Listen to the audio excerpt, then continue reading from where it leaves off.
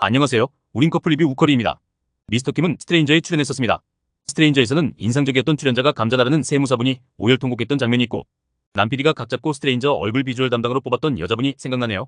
삼각관계 이상으로 분량을 뽑고 싶었는데 여자분이 잔잔해서 그 기수가 그렇게 재밌지는 않았었습니다. 이번에 미스터킴으로 다시 나솔사계에 출연하게 되었고 42세 현재 수입피츠네어 유통기업 밑대일 부서에서 근무 중이라고 합니다. 농구와 축구를 좋아한다고 하고요. 현재까지 진행 상황에서 40대 골드미스 삼총사 14기 여자분들에게는 관심을 못 받고 있는 상황입니다. 크게 세 가지로 미스터킴의 문제점과 회생 방안에 대해 얘기해보고자 합니다. 첫 번째는 패션입니다. 자기소개를 할 때 보면 후드티를 입고 자기소개를 합니다. 이게 매우 큰 실수입니다. 나머지 14기 여자분들은 다 한껏 신경 써서 옷을 입고 나왔죠. 그리고 이게 단순히 미팅이나 소개팅 자리도 아니고 방송으로 전 국민에게 보이는 모습이란 말이죠. 말 그대로 TPO를 신경 쓸 수밖에 없는 상황입니다. 평소에 후드티를 많이 입고 다닌다고 하더라도 이때만큼은 옷을 예쁘게 입는 게 중요합니다. 만약 잘 모르겠으면 그냥 세미정장으로 입으면 돼요. 내가 차은우고 너무너무 잘생겼으면 거적대기를 입어도 되지만 저나 미스터킴이나 우리는 평범한 사람들입니다. 그럼 패션이라도 더 신경 써야 하는 겁니다. 운동으로 농구랑 축구를 좋아한다고 하는데요. 마이클 조던이나 메시, 호날두는 슬리퍼 신고해도 됩니다. 그런데 미스터킴 농구 축구할 때 농구와 축구와 신지 않나요? 왜 운동할 때는 제대로 하면서 자기소개 때는 제대로 안 하는 겁니까? 후드 금지입니다. 후드가 개발자들의 상징인데요. 미스터킴은 심지어 개발자도 아닙니다. 개발자여도 나는 솔로 자기소개만큼은 후드 금지입니다. 나솔사기를 쭉 보다 보면 공용거실에서 얘기할 때 다른 남자 출연자들도 후드를 많이 입습니다. 그건 이미 시간이 지난 후잖아요. 미스터박도 자기소개를 할 때는 멀끔히 차려입습니다. 미스터킴은 딱 보면 알잖아요. 아, 내 외모가 미스터박에게는 안 되겠다 그러면 좀 더 센스를 발휘해야 합니다. 패션은 쉽게 바꿀 수 있는 부분이에요. 남자들에게 인생의 태도를 바꿔라, 성격을 바꿔라, 몸을 바꿔라 이게 쉽습니까? 쉽지 않아요. 금방 바뀌지 않습니다. 하지만 적어도 헤어와 패션은 금방 바꿀 수 있어요. 패션 유튜브 열심히 찾아보면 됩니다. 그렇다고 너무 스타일리시한 100만 이상 유튜브 보지 마시고 어디 가서 패션 고자 소리 듣지 않게 평범하게 무난하게 입는 법 이런 식으로 찾아봐야 합니다. 언제나 과유불급이라고 하죠. 잘하지 못할 것 같으면 중간만 하면 됩니다. 너무 과하면 안 돼요. 이 예시가 21기 영식이인데 영식이는 스스로 패션 공부도 많이 하고 여초회사 다니면서 이런저런 시도도 많이 했을 겁니다. 유튜브도 운영하고 있고요. 하지만 처음 보는 사람들에게 특히 이성으로서 보는 남자로서는 너무 과하다는 느낌이 있죠. 본인이 그 부분을 인정하고 받아들일 수 있다면 21기 영식이는 메타인지가 좋은 거겠고요.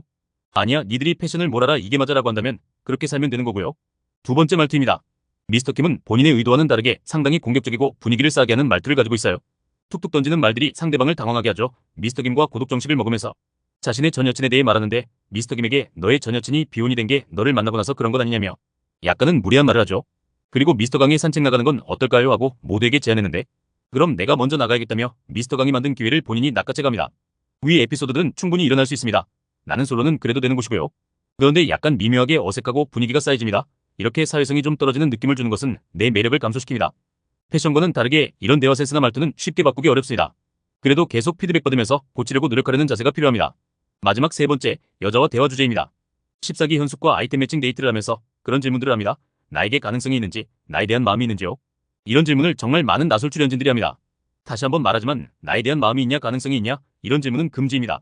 하면 안 되는 거예요. 하지 말라면 안 해야 합니다. 여러분 강아지도 사람이 나를 좋아하는지 싫어하는지 압니다. 하물며 잠깐 엘리베이터에서 마주치는 회사 사람들, 다시는 마주칠 일이 없는 길거리 사람들도 아니고 3박 4일을 같이 보내는 사람들끼리 누가 누구에게 관심 있는지 어떻게 모를 수가 있나요? 100% 알 수 있다는 아닙니다. 그런데 적어도 나에게 관심이 있는지 없는지는 알 수 있어요. 당장 여자들이 미스터박을 쳐다보는 눈빛을 캐치할 줄 알아야 합니다. 그래서 남자들도 관찰력을 키워야 해요.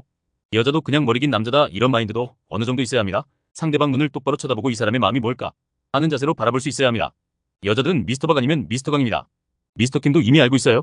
이런 상황에서 나에 대한 마음이 있는지 묻는 것은 지뢰를 밟는 것과 같습니다. 그냥 있는 그대로 받아들이세요. 아, 이 여자는 나를 별로 마음에 들어하지 않는구나 그러면 내가 더 노력을 해볼까? 아니면 빠르게 노선을 바꿀까? 이렇게 본인만 고민해보면 됩니다. 내가 노력해보고 안 되면 다음 사람 만나면 되는 거예요. 나솔에서의 삶이 끝이 아니잖아요. 여기서 즐겁게 사람들과 시간 보내고 매력 어필하고 나솔에서 현생으로 돌아가고 나서 좋은 사람 만나면 되는 겁니다.